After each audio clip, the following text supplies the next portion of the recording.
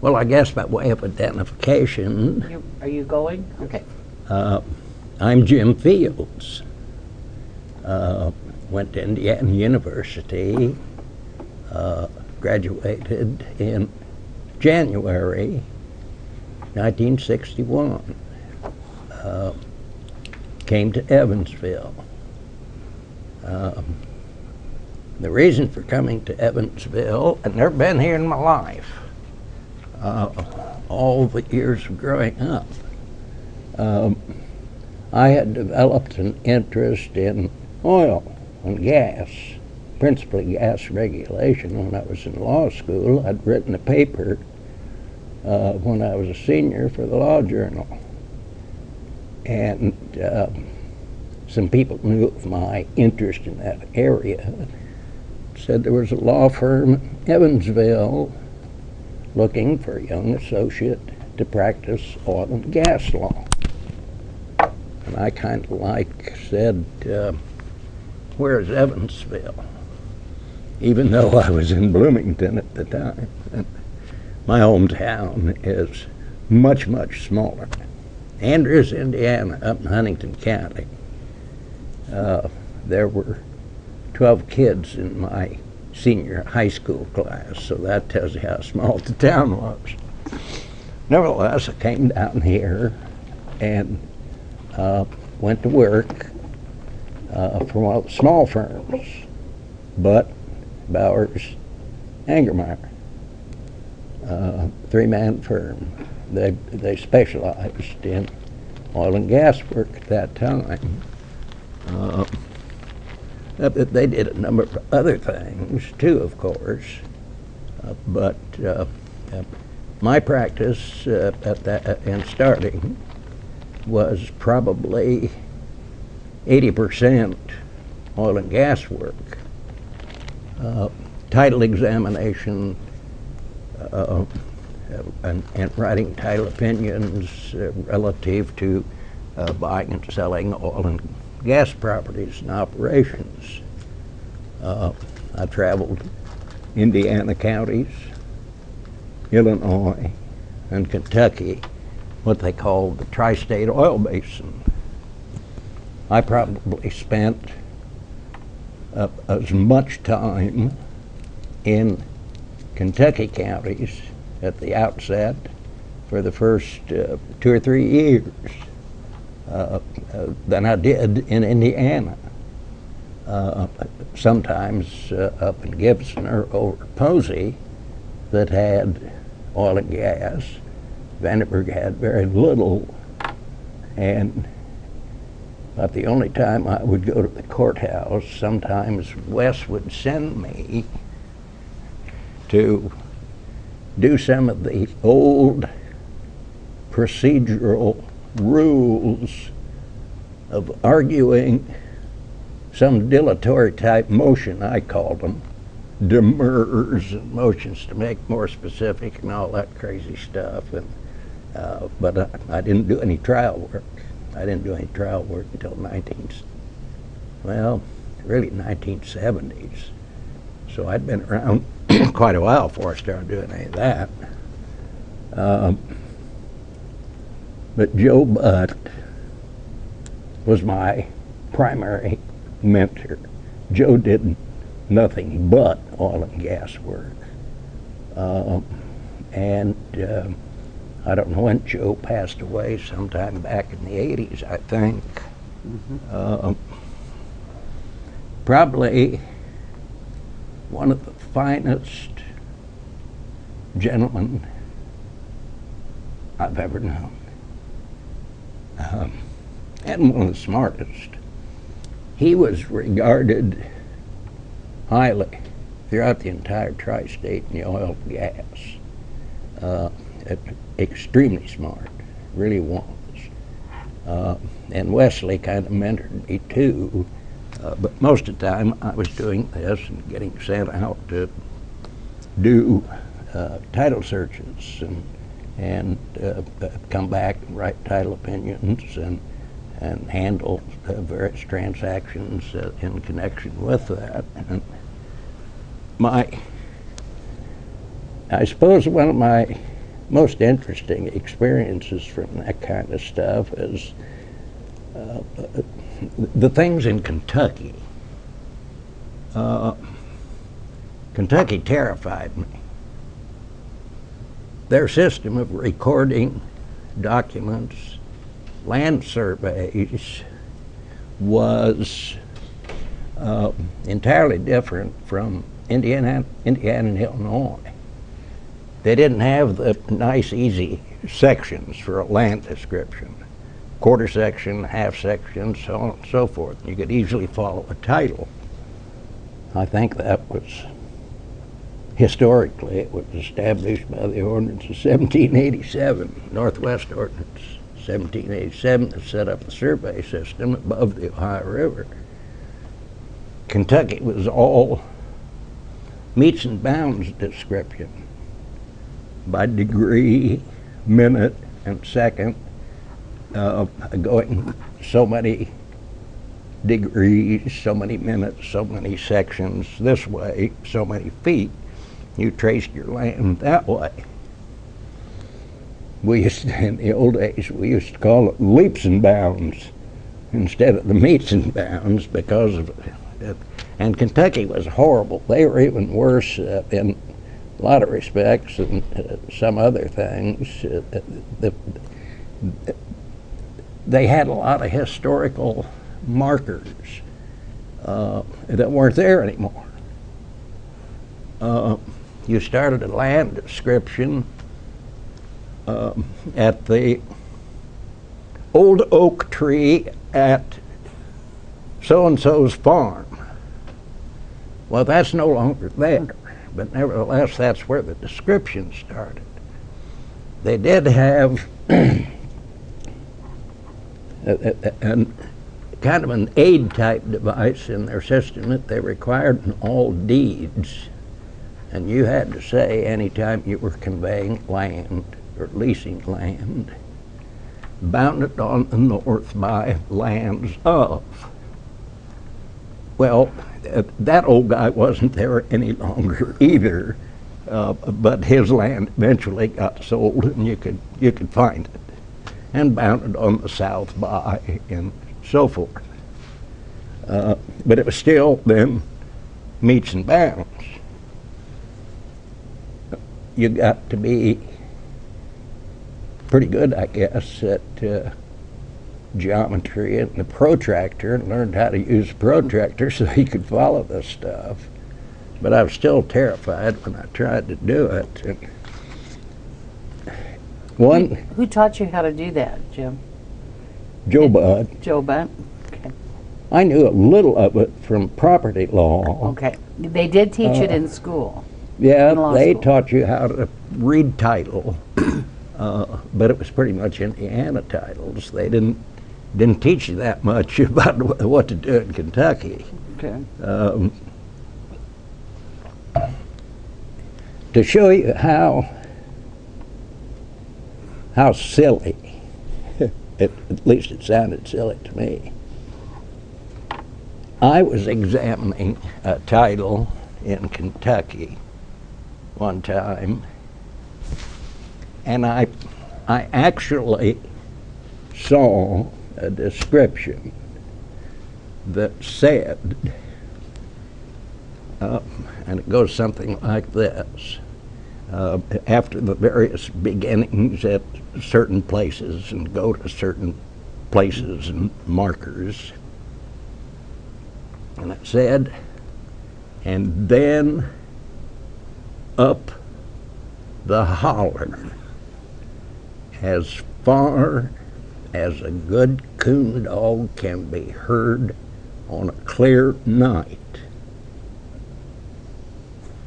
And from that point, you go someplace else. Now, I mean, what if you're hard of hearing? You might get the description wrong, I suppose. Or what if it's not a clear night? I suppose you might get the description wrong also. I used to go down to Kentucky and do those titles and search that kind of stuff. And I'd come back. And I was worried to death whether I had found everything or not. And then doing oil and gas title, people start out with a lease for oil. And the guy that gets the lease has got a 7/8 interest with a 1/8 royalty in the old days. They've now changed that to different things.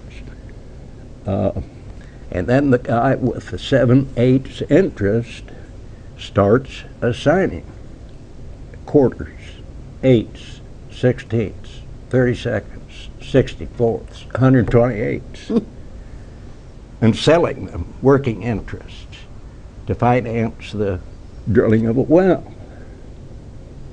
Well, after a while, it can become a little bit of a monster, and people also die. The landowner's 1/8 royalty. People die, and that starts getting split up.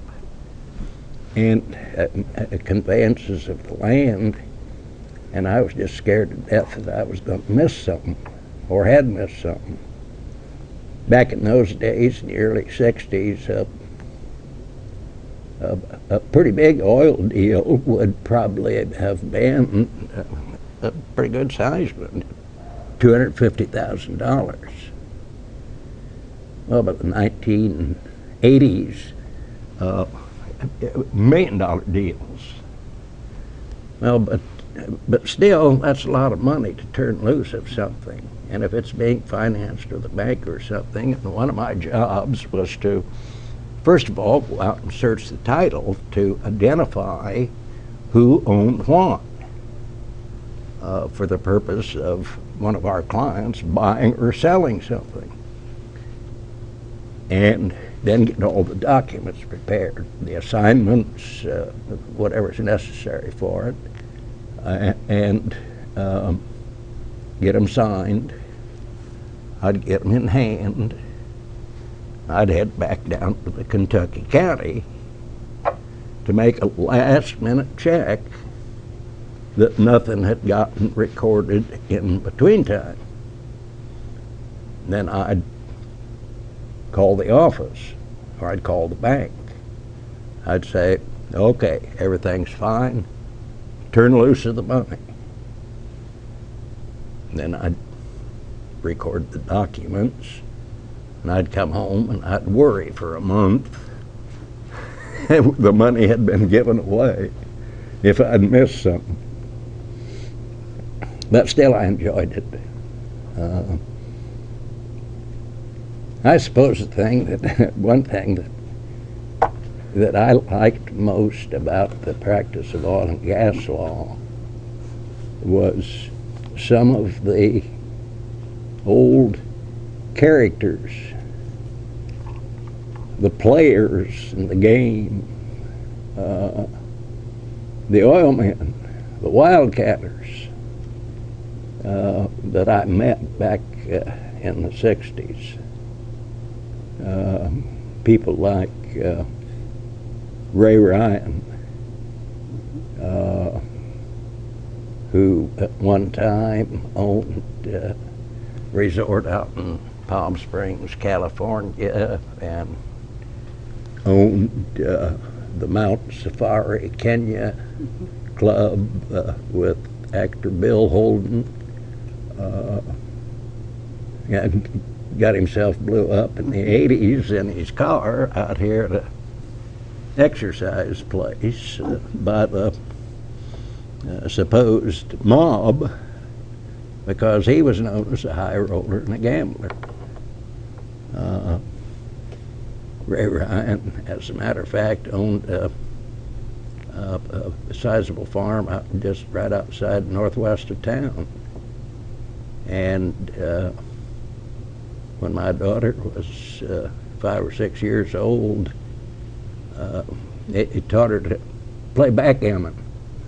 He loved backgammon. He was also a good bridge player and everything else, because he was just a big gambler. But then there was other characters. Another old guy by the name of J.D. Turner. As a matter of fact, he had had some oil interest with Ryan at one time. And J.D. was really, really crazy.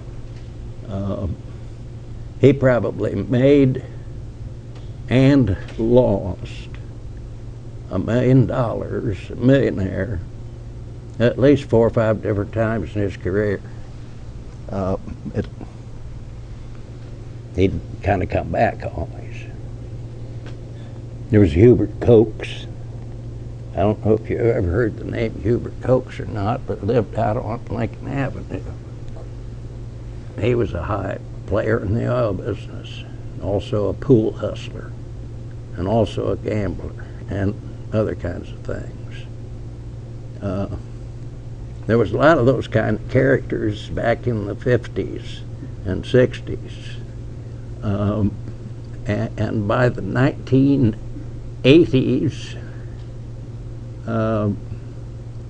those kind of people were pretty well gone, and I think they were just, well, I don't mean to say that they were respectable oil men, because these guys were respectable as far as their honor among one another. If they made a deal, it didn't have to be written sometimes. So they were interesting people, and I liked that probably more than I liked anything else. Just different personalities now. Yeah. Well, this, of course, is it's kind of high practice when I first started for 4 or 5 years. Doesn't have anything to do with the courthouse or law as such, but it's an area of the law in terms of getting into trial work. When I did get exposed to some of that, it was probably clear into the 1970s. And I ended up doing quite a bit of different kinds of trial work. Some of it was oil and gas cases, some of it coal mine blasting cases, different kinds of things. I probably won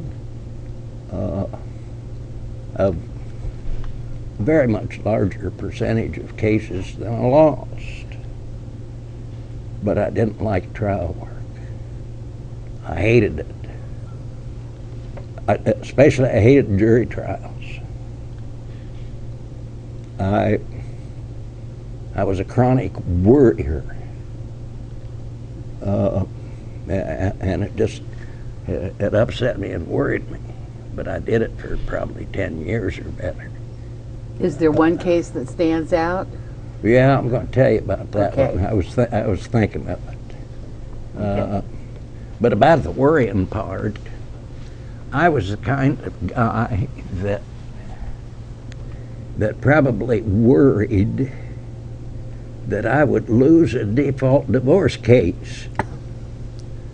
I don't think there's any way that you could do that, but anyway, that's probably how I worried about things.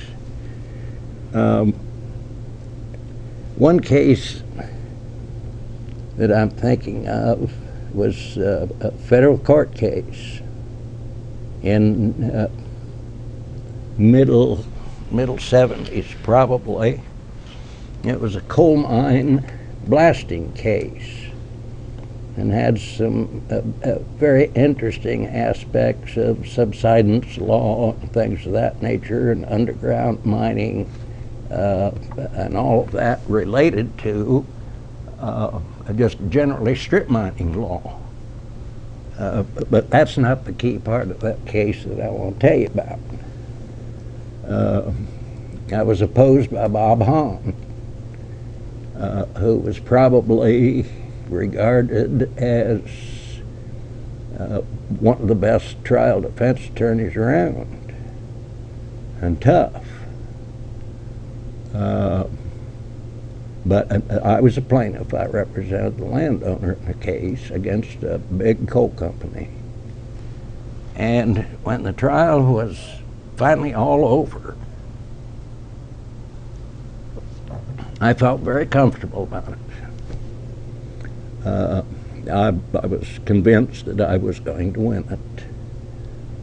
And the jury had gone out, and it wasn't quite 4 o'clock yet in the afternoon. So we all headed for the federal building, back to our offices to wait out the jury. My office was in the old National Bank building, up on the 15th floor, I think, and they had the Petroleum Club up on the top floor of the old National Bank building. So a little after 4 o'clock, I headed upstairs to have a cocktail and drink a martini and wait for the jury. And I'm looking around, and all of a sudden I see Bob Hahn sitting with the federal judge over at a cocktail table. And I thought, oh crap, I have lost this case probably. Although it were nothing to do with them, it's just a jury. Well, when we got called back for the jury, and I had won, everything's fine. And the thing I learned from that was, back in those days at least, after the trial is over, the lawyers, the judges go socializing, their friends, the fight's over. Sometimes it's not that way today, but that was the principal thing I think I carried out of that trial. Outside of winning, of course, I carried that out of the trial, but it was an interesting kind of a lesson. I don't know, I suppose I could identify some old lawyers that I remember when I first came to Evansville. And one of the very old ones that I respected very much, and I thought he was just an absolute gentleman, was old Joe Iglehart. One of the finest people I've ever known, outside of Joe Buck maybe, but I thought Joe Iglehart was just a real gentleman.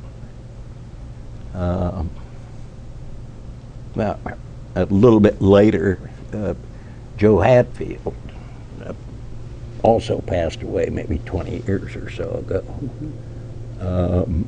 But I thought he was tremendous. And Herman McCrae. Herman was just a delightful gentleman. I went to law school with his son Mike. He was a fine man too,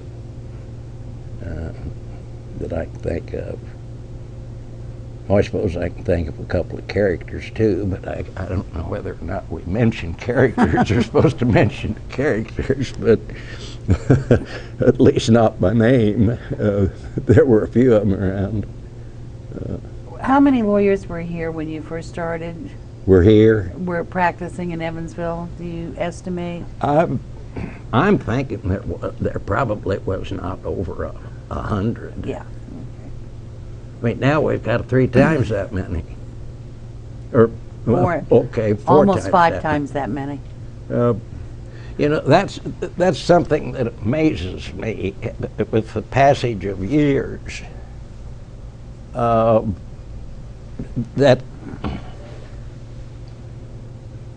Evansville and Vanderbilt County is smaller population-wise now than it was in 1960.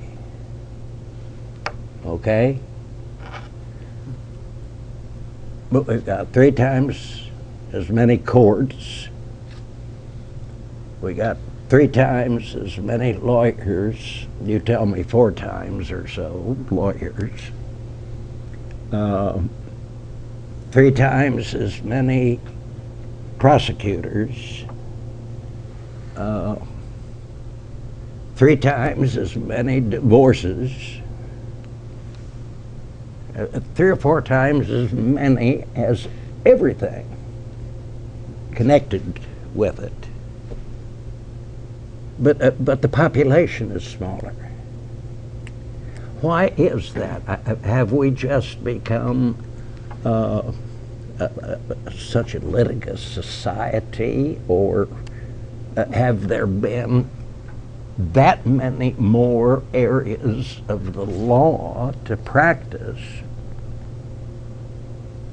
Is it our global society that we've now gotten ourselves into?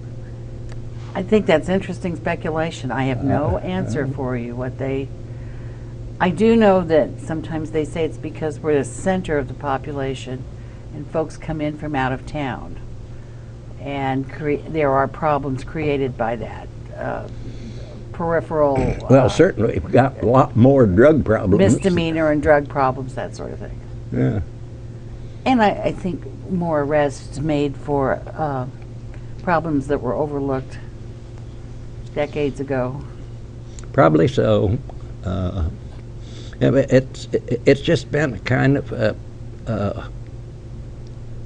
curious kind of thought to me, that exists without any population growth. So something has to be going on. Interesting. I'm not really going to think about it anymore, that aspect of it, but whatever.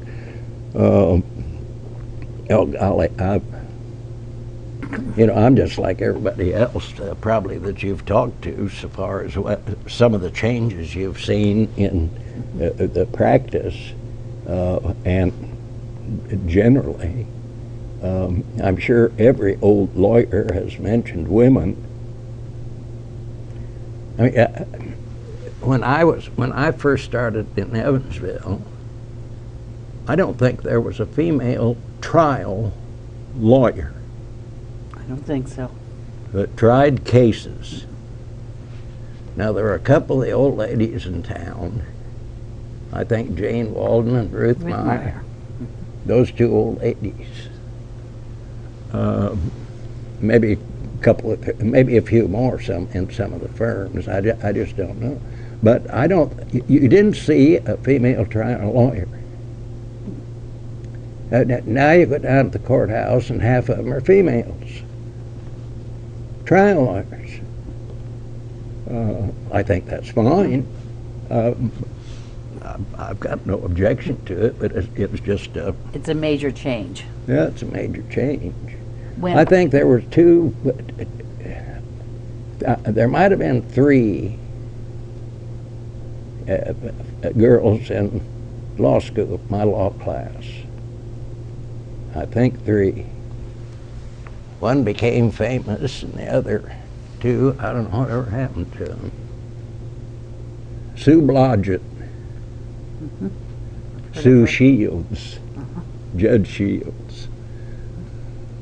Okay. In 1984, when I started this job, there were 12 women members of the bar. Is that right? Mm-hmm. So when you talk about there being 2 in 1960... Well, 20-something years prior to that, maybe 2. 2. Well, there were still 2. Yeah. I mean, Ruth Meyer and Jane Walden started in 1936 and 1940, I think. Yeah. And then there weren't many. I mean, so you're talking between 1940 and 1984, it grew by 10. So, interesting. Now it's growing. I didn't mean to interrupt you. Well, obviously, the really biggest thing has been computers, gadgets, gizmos, whatchamacallits. I mean, everything you can think of exists, and everybody's got at least one of them, or more. Well, yeah, at least.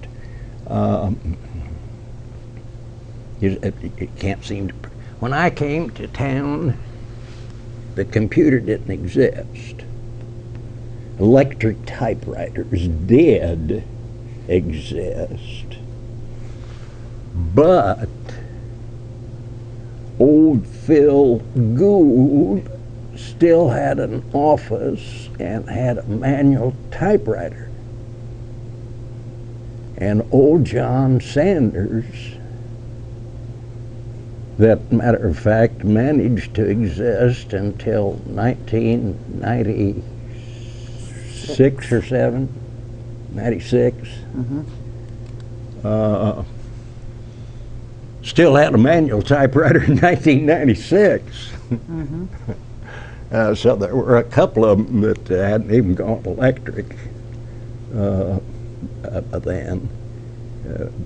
Have you gone into, do you use a computer in your office now? Do you have a computer on your desk for research and that sort of thing? No, I don't use a computer for research.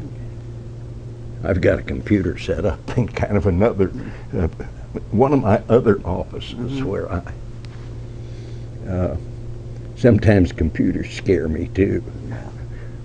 I'm not that old yet, but I'm working on it at least.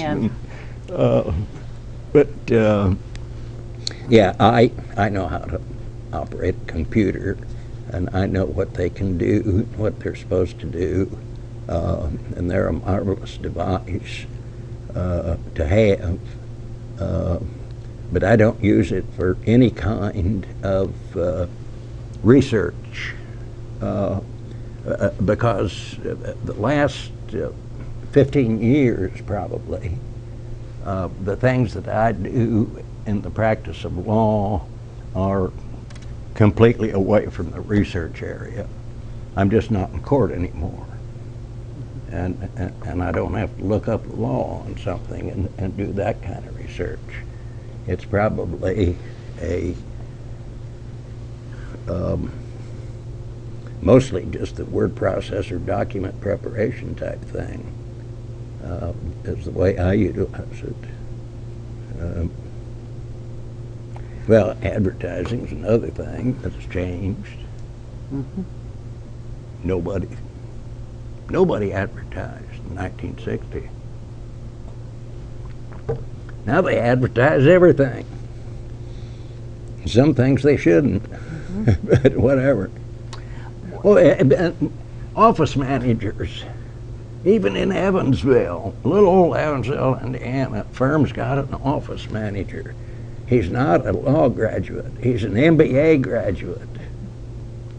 I got my MBA before I went to law school, but I didn't become an office manager. I went to law school. Made less money being a lawyer than... That's possible. This goes back. Speaking of MBA, I got my MBA degree in 1958 at IU, and I had a job interview. They're going to pay me $7,500 a year. MBA graduates were kind of sought after, and Indiana University especially had a high-ranking school. They were going to pay me $7,500. I went home to think about it, and I had already applied for admission to law school, and I knew I was going to be admitted. And I went home and told my wife. We were married by then. She also got her MBA at IU. I went home and told my wife, I said, Joni, I'm going to go to law school. She said, well, okay. I thought I was in for divorce right then before I ever got a chance to go to law school. But Then I got out of law school. I went to work for $5,200 a year. Okay, that was going to be my question. So how much did you make your first year? I got a cut in salary after 3 more years of education and another degree. That's funny. That's And funny. then when I told her I was coming down here to go to work, because I'd been offered a job with a big oil and gas company with federal regulatory problems in Denver, Colorado, and they were going to move me. And the professor at law school called me and said, "There's a firm down in Evansville that needs a lawyer. You want to go talk to him?" I said, "Well, yeah." And I was thinking I'm supposed to practice law because I got a law degree. I'm not supposed to go to work for a corporation. And so I came down to Evansville, met Wes Bowers and Joe Budd, and talked, and I went back home and told my wife I was going to Evansville. And that was the second time I thought I was going to get divorced. Because I had turned down, I think it was at 7,500 or so. They were going to pay me out in Colorado, plus move me. I think my wife is pretty well convinced that after 56 years, there must be something wrong with me. But anyway, she stuck around. Do you still practice full-time, Joe? Oh, I guess you could say no, in the sense that I come in the morning when I want to. I go home in the afternoon when I want to. If I don't want to come in on Friday, I don't. If I go up to Bloomington for the weekend and want to stay a day or two longer, I do. But when I'm here in town, I usually come down every day. But as I said, a little later, go home a little earlier. And that's the extent of it. Were you involved in bar activities in your younger days? And I was on the board, golly,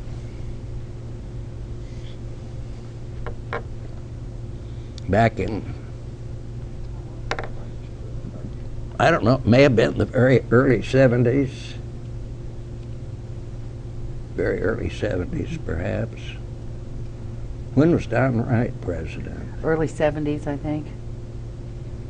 I could find out for sure, but I think it was the Well, early 70s. one of my terms on the board was Don became president. Mhm.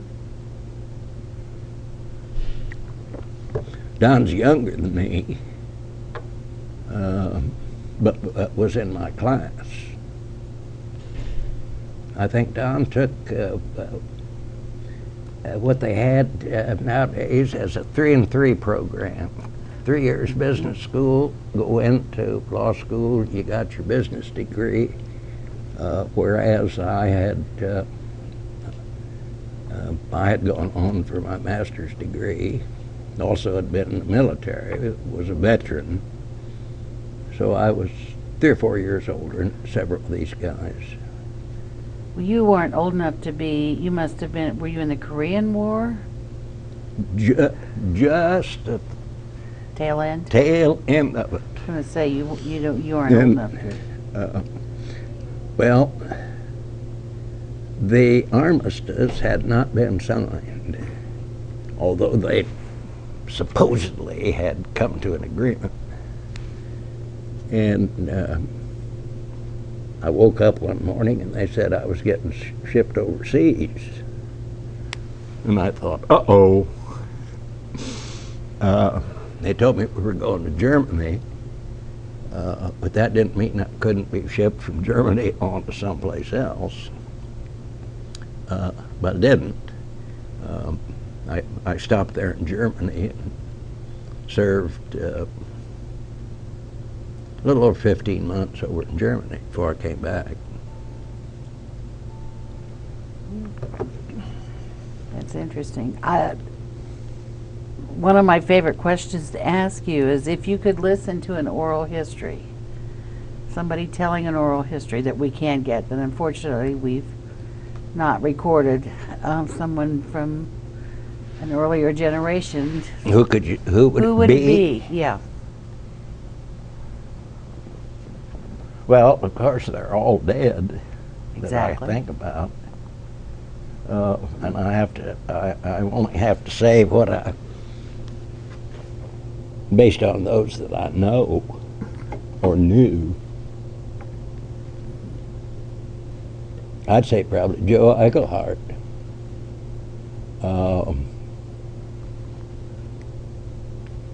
Not only for history of bar and legal practice, but an overall knowledge and history of Evansville, because the Eichelhart family was so prominent in so many areas in the history of Evansville. John Klaus is another one. He is indeed. John Klaus was smarter than a lot of people thought he was. He was an He excellent was very, attorney. very bright person. John read lots of books. Had a big library, bigger than mine, much bigger. Oh, yes. I mean, I understand that. He was brilliant. He was, and I read lots of books, and I've got lots of books. Not law books, other books. regular books. Fiction, history, biography. John was very smart. He was very colorful, He but was extremely smart. He was funny. Very funny. He had his moments. He used to, one thing John used to say about me, and John and I were good friends, got along real well. But as people get older, and our gentlemen back here would be familiar with it, they have a tendency to recede a little. John used to say, whenever I'd show up over there, because I do have a pretty good head of hair for as old as I am. Yes. John used to say, "Here comes Jimmy Fields, the only man in town that I know who has a progressing hairline." Not receding, progressing. He was charming. He was charming. Well, is there anything that you'd like to say in terms of would you have do you have something you want to say to the next generation? Give them any advice? Oh,